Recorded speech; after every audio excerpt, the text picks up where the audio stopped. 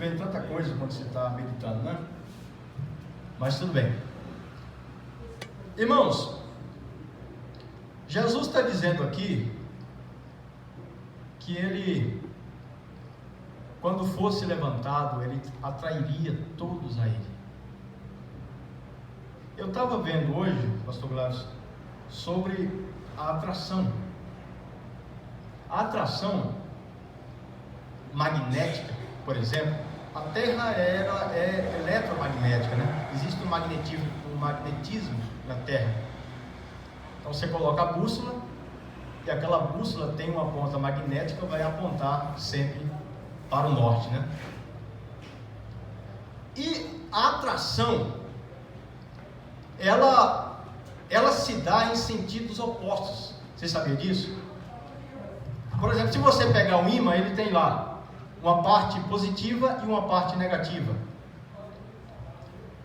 E o positivo é atraído pelo negativo. Se você colocar positivo com positivo, eles se repelem.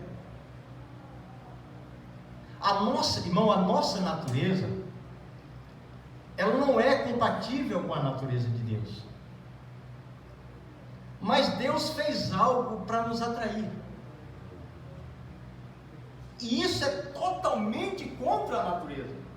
Não é da natureza humana amar a Deus, pelo contrário, Paulo disse que a nossa natureza, nós somos inimigos de Deus por natureza.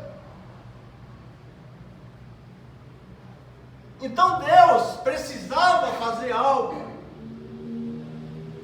para nos atrair, para nos chamar para si.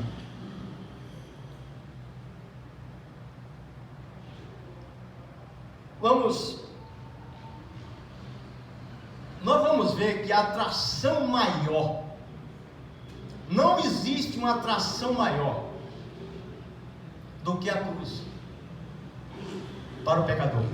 Aleluia. Só que essas coisas Deus foi fazendo em parte.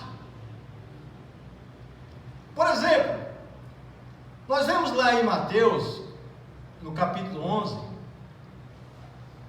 quando Jesus, eu acho que é capítulo 11, capítulo 12 de Mateus, quando Jesus, depois o senhor confere, pastor, quando Jesus vai entrar em Jerusalém, houve um rebuliço, houve uma atração. As pessoas, uns não tinham celulares na época, não tinha como mandar mensagem: olha, Jesus está vindo aí, está acontecendo aí algo, ele vai vir para cá. Mas houve-se um boato que Jesus ia para Jerusalém. Então havia uma expectativa. A Bíblia diz que toda a cidade se alvoroçou. Vocês estão entendendo? Porque havia uma atração, ou seja, Deus estava fazendo algo. Deus estava fazendo algo para atrair. E o que Deus estava fazendo para atrair esses eleitos? Porque você está vendo? São todos que seriam atraídos. Todo homem, irmão, tem um testemunho de Deus na terra. Algo que Deus fez, pelo qual qualquer homem que olhar teria vida. E aquele que não atentasse para olhar para essa atração de Deus, ele seria julgado por isso. A Bíblia diz que Deus julgará o mundo por Jesus Cristo. O homem não irá para o inferno pelo fato dele ser um pecador. O homem, por cometer pecado, né? Ele irá para o inferno por ser um pecador e por não ter se deixado atrair pelo maior magnetismo de Deus na terra, Cristo. Agora aqui, você vê, quando Deus ia salvar o povo antediluviano, ou seja, quando Deus ele quis enviar salvação ao povo antediluviano, ele criou uma atração. que houvesse um despertamento. Deus está cumprindo profecias. Deus está visitando a terra. Então havia uma atração. Quem era a atração daquele tempo? Noé construindo a sua arca. Era a atração. Quando Noé, a Bíblia diz que 100 e tantos anos, batendo o seu martelo, construindo a sua arca, um dia ele entrou na arca e o último aviso foi dado: daqui 7 dias haverá chuva. Ele entrou para dentro da arca, Deus fechou a porta e ali ele esperou 7 dias. Irmãos, antes disso, gente, animais irracionais foram atraídos por aquela grande atração de Deus na terra. Um instinto, Deus colocou no coração daqueles seres irracionais um instinto, e eles não sabiam como e nem porquê, mas eles sabiam de uma coisa: eu preciso entrar naquela arca. Amém. Vocês estão entendendo? Agora, e assim foi com os profetas. Deus precisava enviar à terra o seu Filho Jesus. Deus precisava fazer algo para atrair a atenção de pecadores que tinham as suas mentes e os seus corações totalmente mundanos, que não se deixaria ser convencidos por nada, tendo os seus entendimentos endurecidos pelo pecado. Porém, Deus sabia que havia na terra uma semente que olharia para a cruz.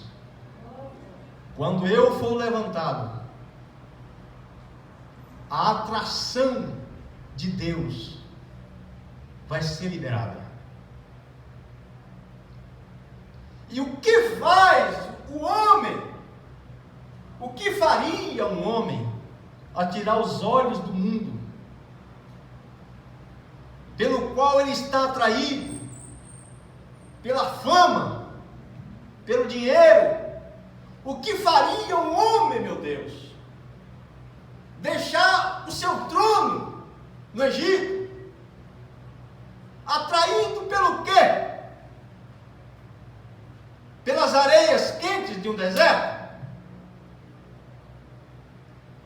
Ele viu naquele Deus de Abraão. A Bíblia diz que Deus o chamou na sarça, e aquela voz que chamou Moisés na sarça era escriturística, e ele disse: olharei para lá e verei essa grande visão.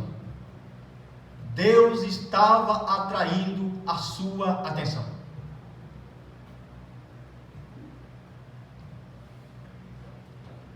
Agora, Jesus, ele tinha que cumprir as profecias.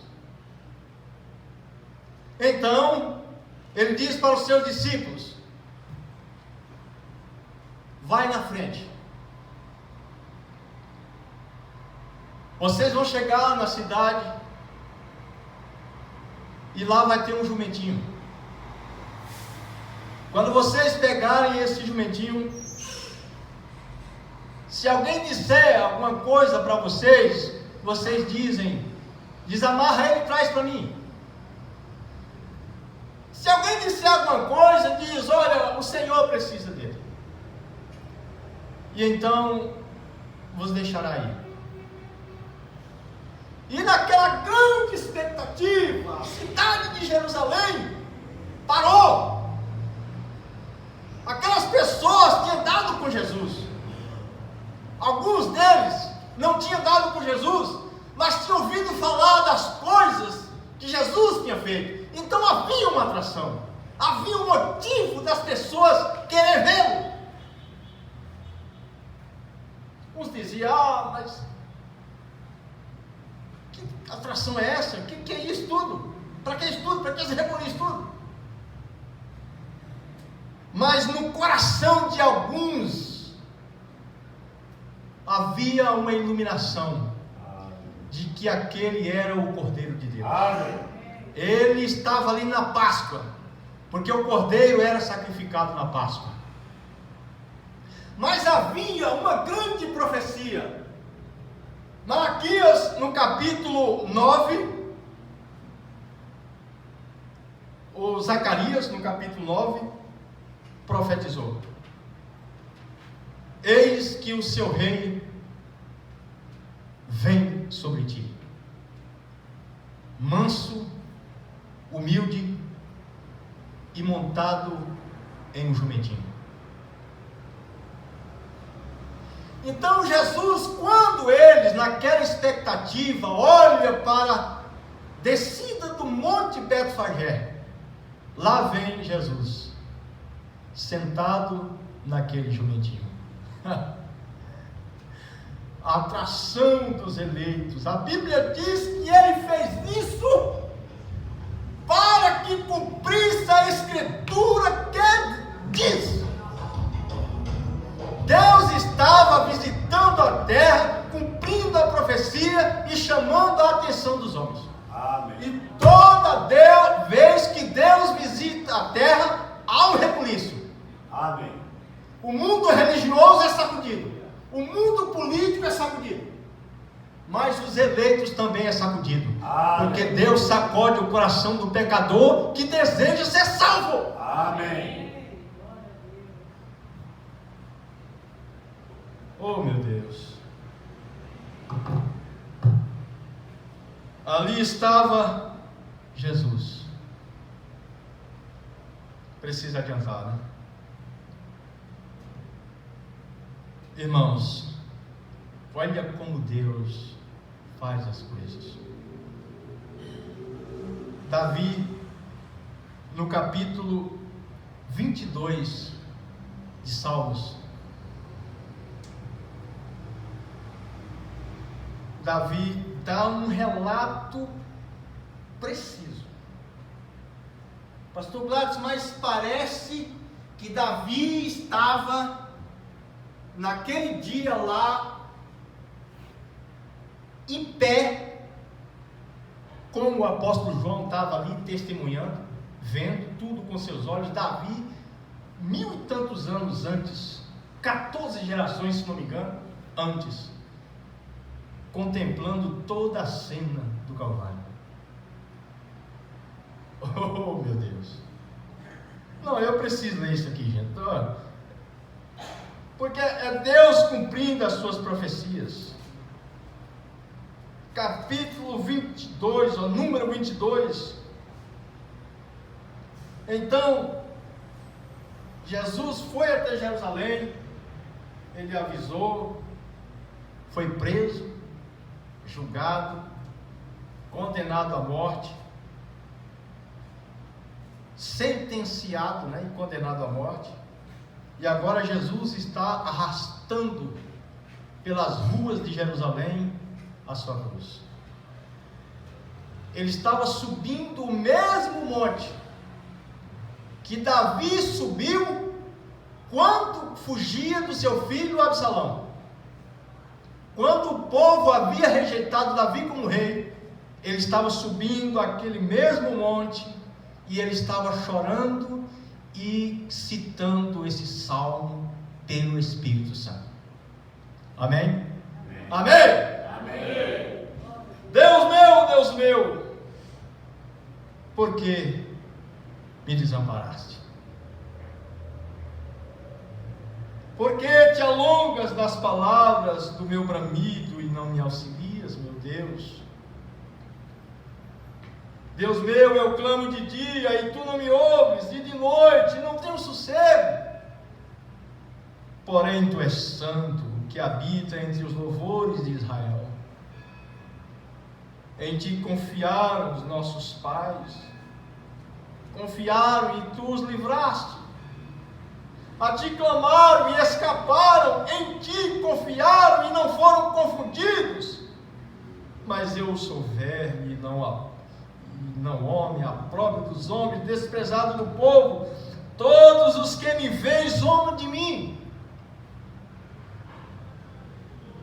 Aqueles homens ali,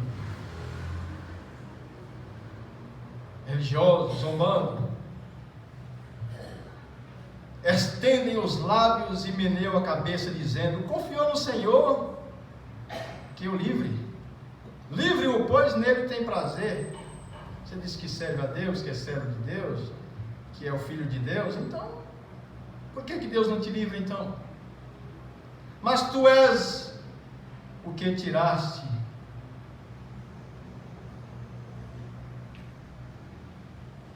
adiantando um pouquinho, né? Muitos touros de Baçã me cercaram, fortes touros de Baçã me rodearam, soldados abriram contra mim suas bocas, como um leão que despedaça sua presa e ruge. A minha força se secou como um caco, a minha língua se pega ao meu paladar. Consegue ver a cena da cruz? Você consegue? Pois me rodearam cães, e me puseram no pó da morte. Pois me rodearam cães, o ajuntamento dos malfeitores me cercou, transpassaram-me as mãos e os pés, repartiram entre si as minhas túnicas, e sobre a minha capa lançaram sortes.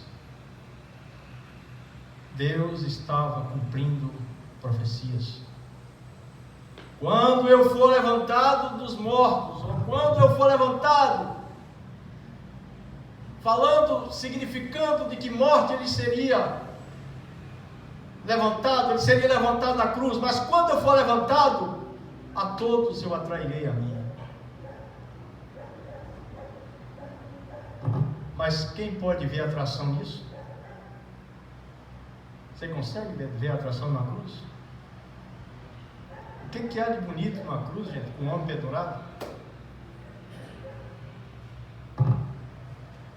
No capítulo 1 de aos Romanos, para encerrar, eu vou encerrar, tá, irmãos? Capítulo 1 da carta de Paulo aos Romanos,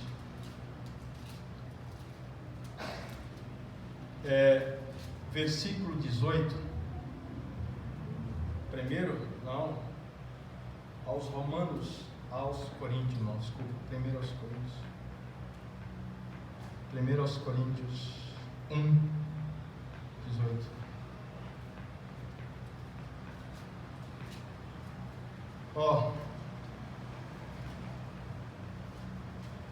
Porque a palavra da cruz é loucura para os que perecem,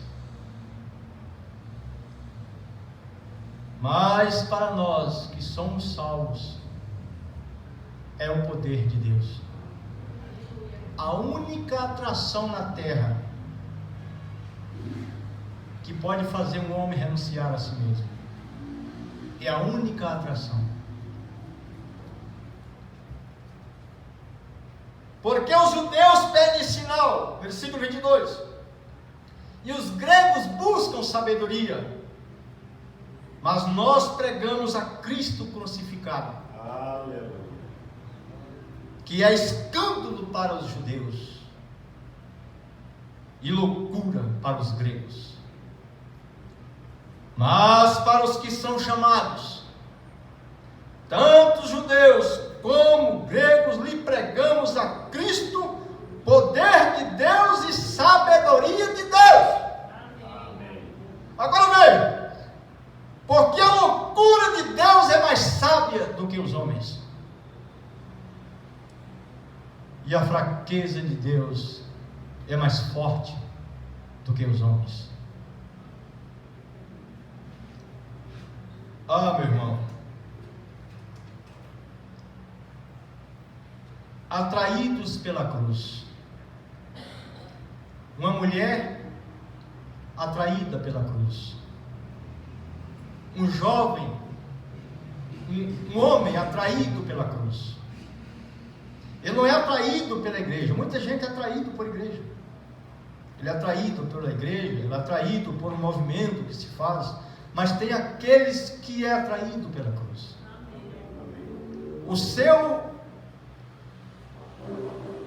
A sua esperança está na cruz.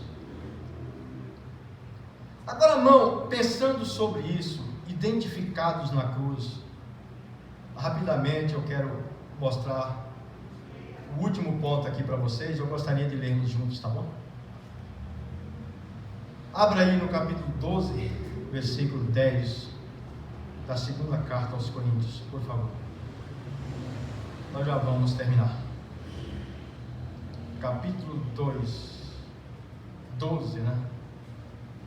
Versículo 10. Identificados na cruz, com a cruz.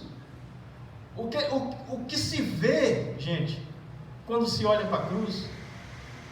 Porque Paulo fala assim, olha, eu carrego no meu corpo as marcas de Cristo, ou em outras palavras, eu cumpro o resto das aflições do corpo de Cristo.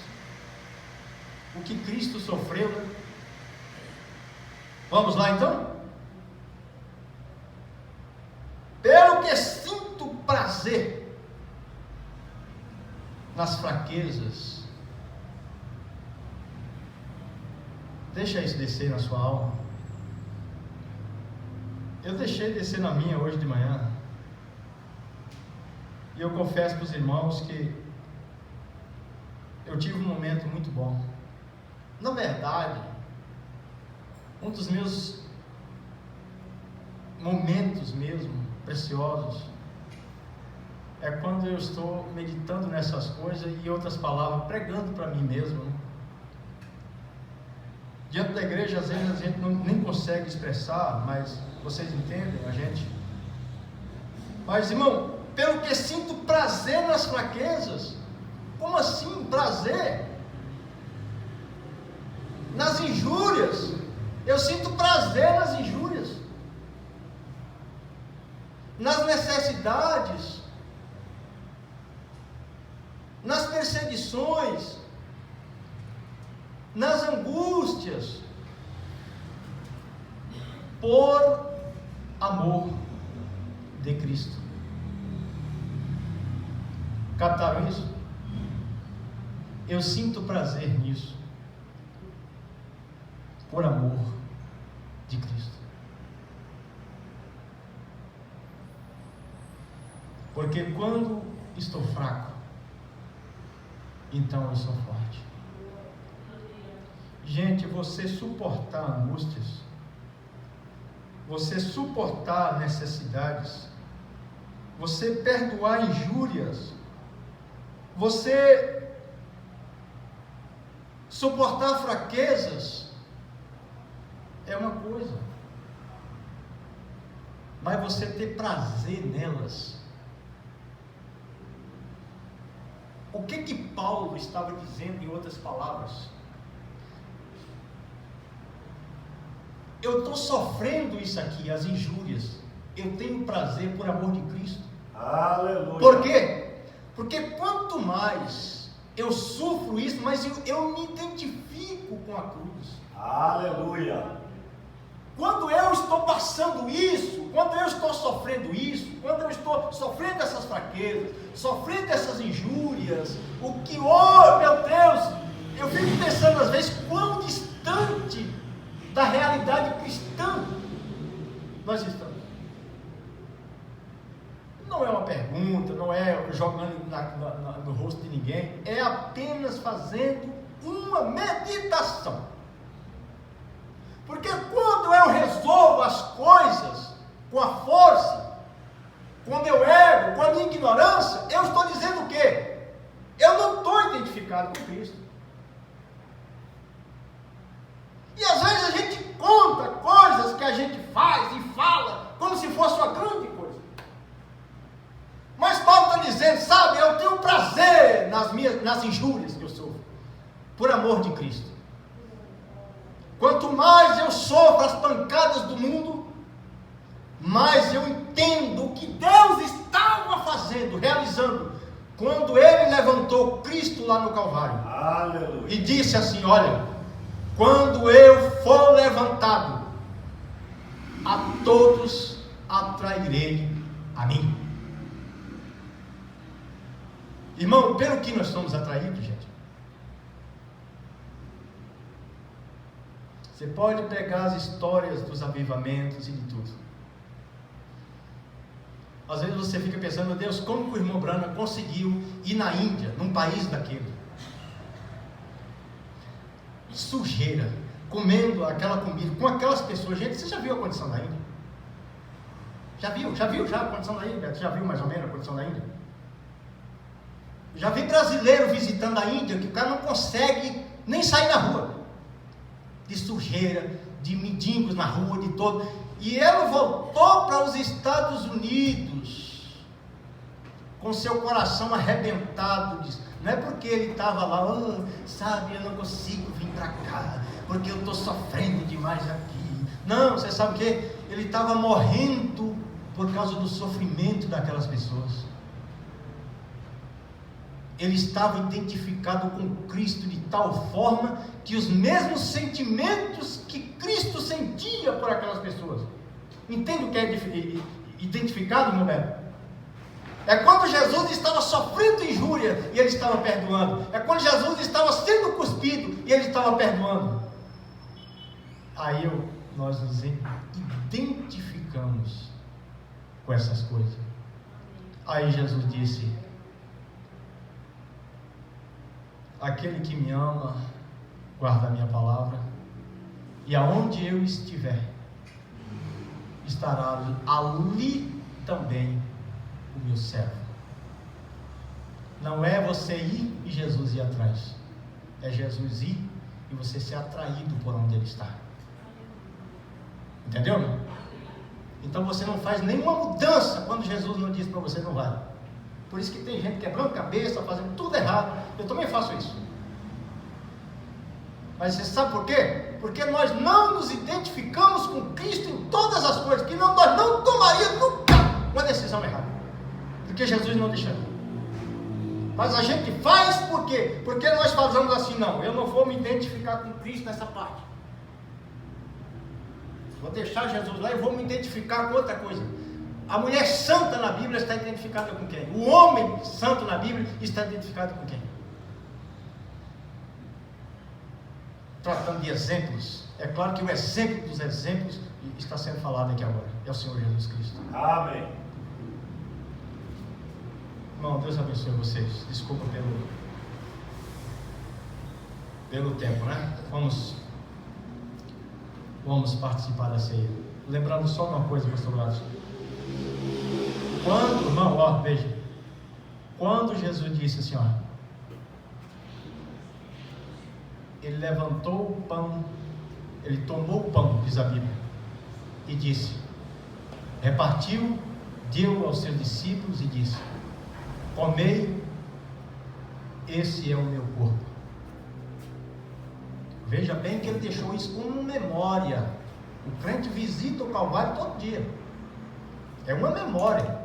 Você não pensa que a ceia é uma fila de gente comendo pão e bebendo vinho, não.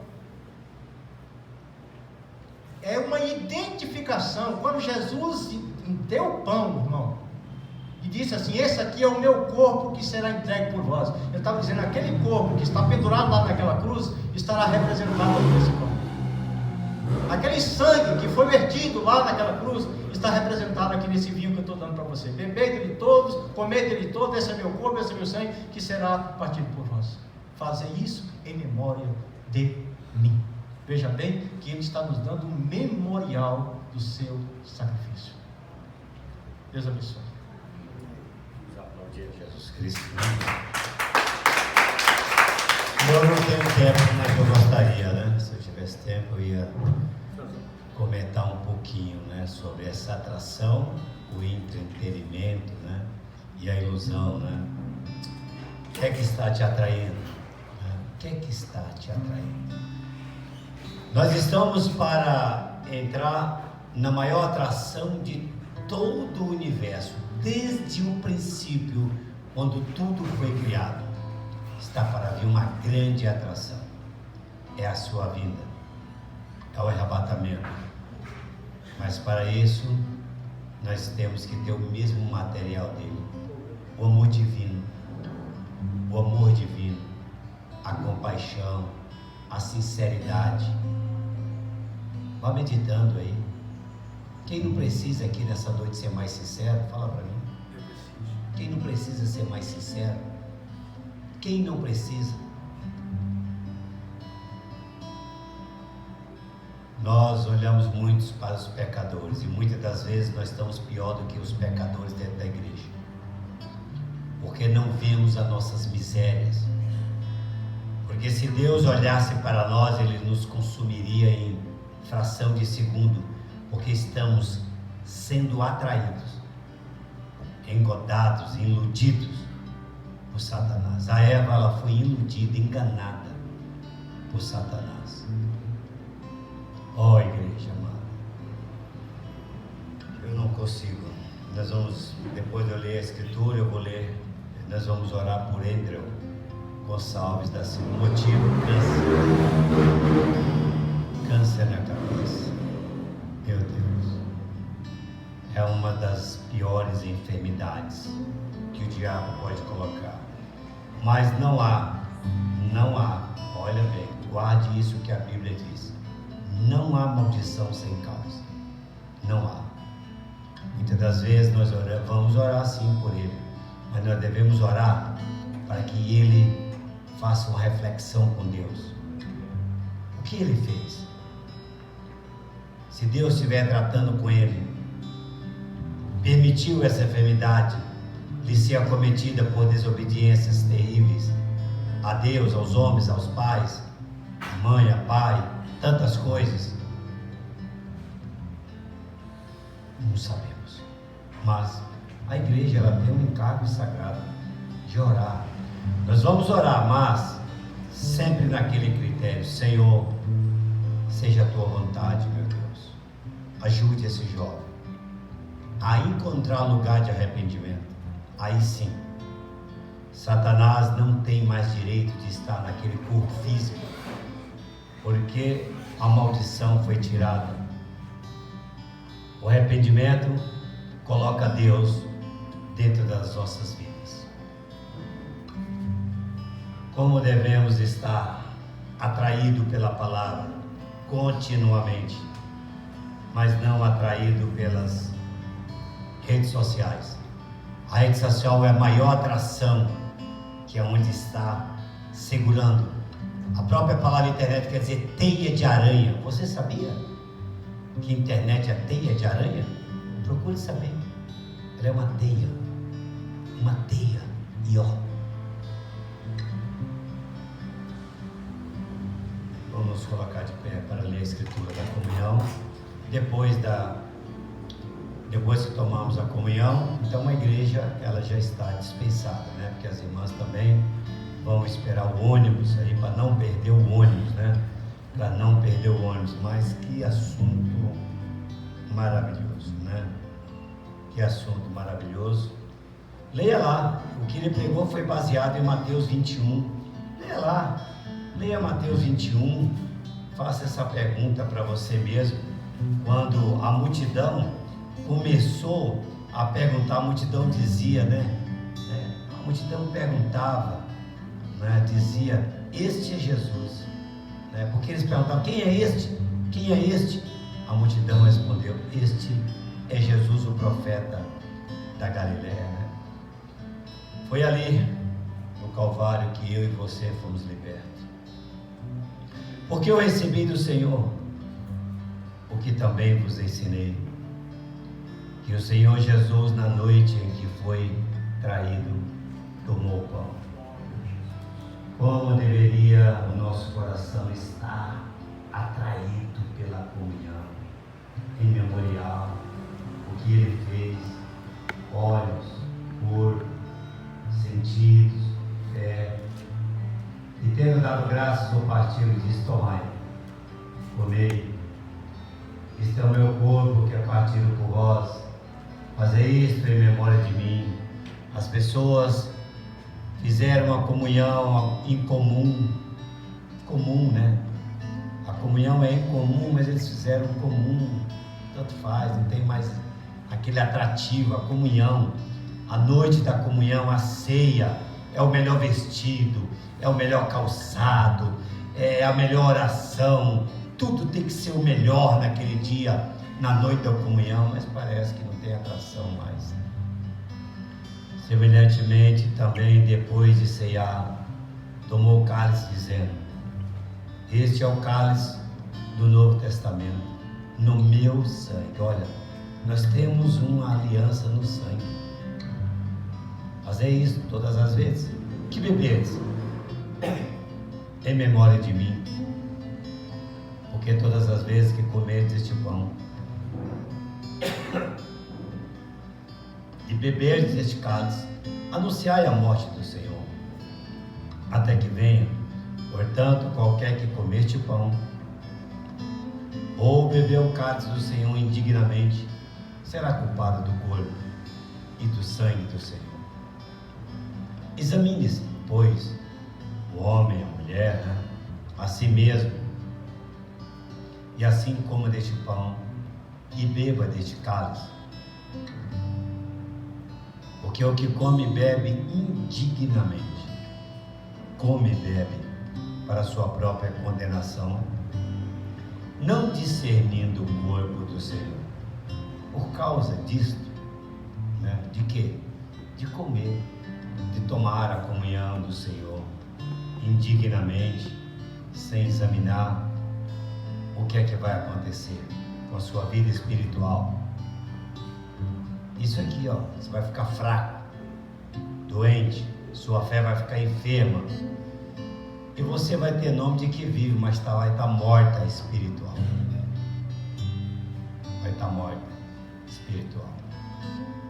Quando vocês estão de pé, João 13, rapidamente, somente para a conclusão da comunhão, é importante nós lermos João 13 continuamente, porque depois da comunhão, principalmente aqui o 8, Pedro não queria lavar os pés de Jesus. Disse-lhe Pedro: nunca me lavarás os pés. Respondeu Jesus: se eu não te lavar, não tem parte comigo. Então a ceia é para ter parte com o Senhor. Disse-lhe Pedro: Senhor, não só os meus pés, mas também as mãos e a cabeça. Disse-lhe Jesus: aquele que está lavado não necessita de lavar senão os pés, pois no mais todo está limpo. Ora, vós está limpo, mas não todos. Jesus Cristo sabe quem é que está limpo de nós nessa noite para tomar a comunhão. Não adianta você enganar-se a si mesmo, porque o Espírito Santo sabe. Ora, vós estáis limpos, mas não todos, porque bem sabia ele quem o havia de trair, por isso diz: nem todos estáis limpos. Depois que lhe lavou os pés, tomou as suas vestes, se assentou outra vez à mesa e disse: entendeis o que vos tenho feito? Vós me chamais mestre, Senhor, e dizeis bem, porque eu sou. Ora, se eu, Senhor e mestre, vos lavei os pés, vós também deveis lavar os pés uns aos outros, porque eu vos dei o exemplo, como eu fiz, façais vós também. Na verdade vos digo, não é o servo maior do que o seu Senhor, nem o enviado maior do que aquele que o enviou. Se sabeis essas coisas, bem-aventurados sois, se as fizeres. Levante uma das suas mãos, vamos orar pelo pão e pelo vinho que já está colocado ali. Pai bendito, Deus eterno, nós colocamos diante de Ti o pão e o vinho, Pai, que está sendo trazido nesta noite e oferecido para este memorial. Doravante, Pai, este pão, ele representa o Teu corpo que foi imolado, e este vinho representa o Teu sangue que foi derramado por nós, Pai. Nós pedimos que o Senhor venha santificar e purificar para este memorial, em nome do Senhor Jesus, Pai. E nós fazemos, ó Pai amado, agora um inventário em nossas vidas. Meu Deus, nos ajuda. Queremos, ó Pai amado, ver se há em nós algum mal, Pai. Que o Senhor nos liberte, que o Senhor nos perdoe. Nós clamamos o teu sangue para nós tomarmos a comunhão, para virmos à mesa do Senhor nessa noite. Que o Senhor tenha misericórdia e tenha compaixão de nós. Olha para nós, Pai amado, através do teu sangue derramado, em nome de Jesus Cristo. Amém. Assentai-vos. Vamos dar preferência para as irmãs lá de Franco da Rocha, porque ela já lava os pés, né? E já fica ali esperando para que não perca o ônibus, tá bom? Então vamos dar preferência para as irmãs, tá bom?